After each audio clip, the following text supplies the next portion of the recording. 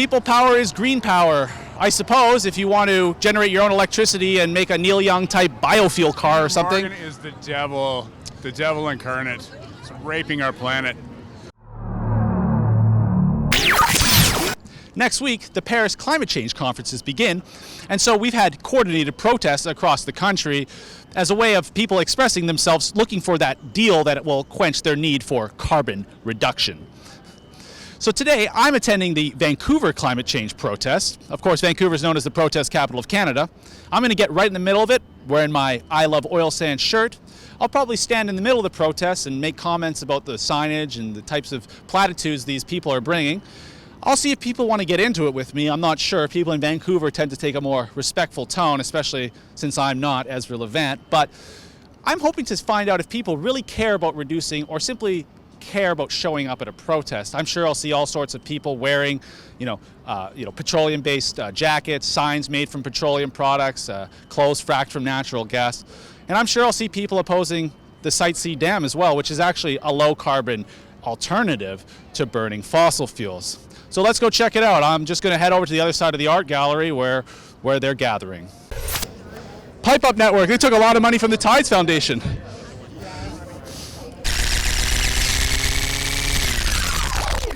Here we have the political party that's against all development in this province.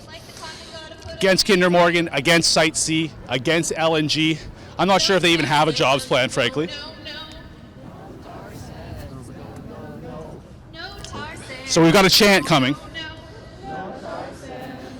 It appears they're chanting, "Thank you, everyone. No tar sands, no, no, no." What it really means is no more prosperity for Alberta, no, no, no.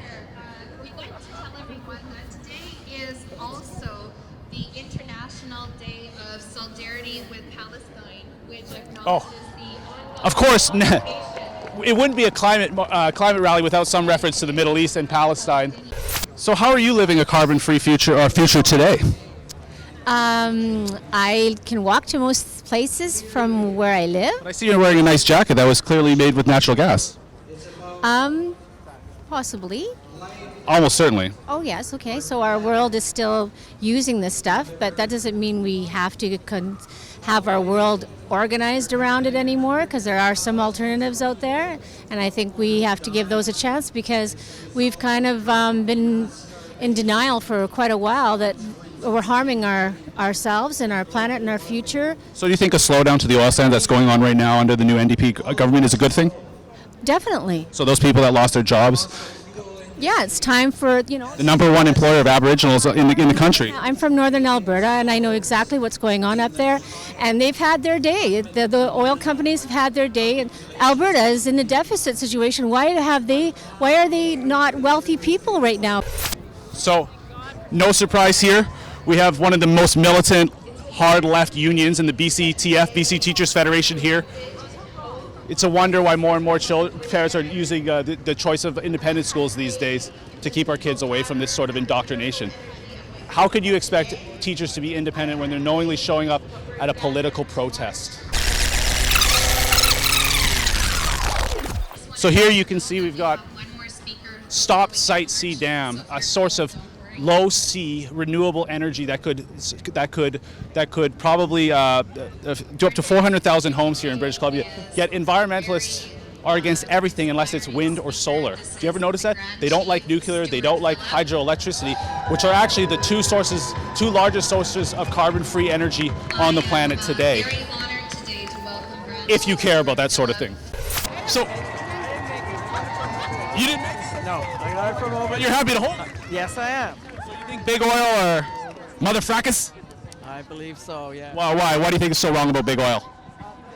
Oh, please. Can't even the laundry list of things, I'm sure, right? Yes, it is a laundry list. Yes, all the time. What about the jobs that they provide Canadians? And in particular, the oil sands. But the oil sands is the number one employer of Aboriginals in this country.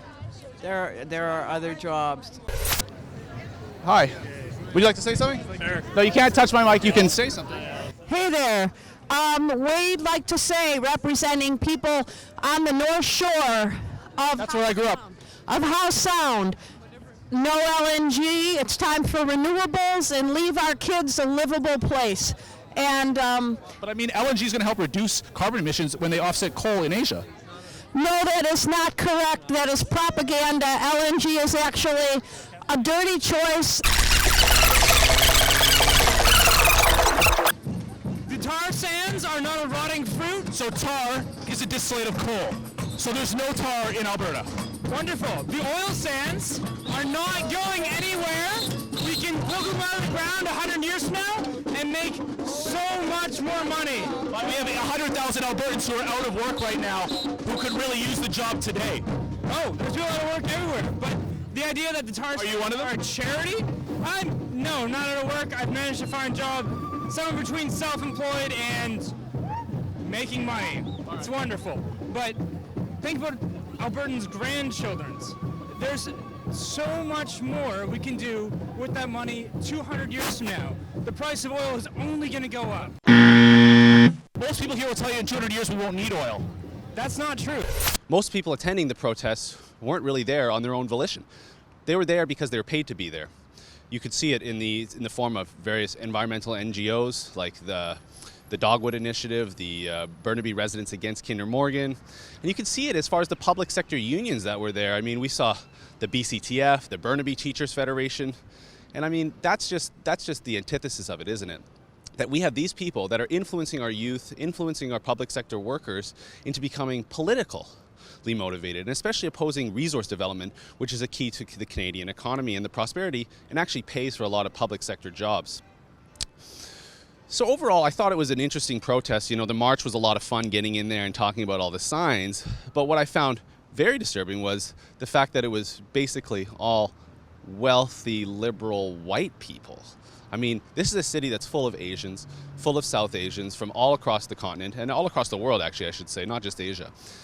But in particular, there are a lot of Chinese people in this city, and I didn't see very many Chinese or people that looked like they were from Asian heritage at the protest at all.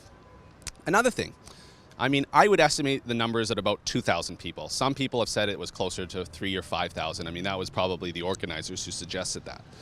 But the truth is 2,000 people in a city of 2.5 million is pretty pathetic when you think about it. I mean, the nuclear anti-nuke marches that they had here in the 80s were much better attended, as far as I can tell from old press clippings, let alone the fact that in the 1990s there were anti-forestry protests on Vancouver Island in the middle of nowhere that actually ended up getting more people.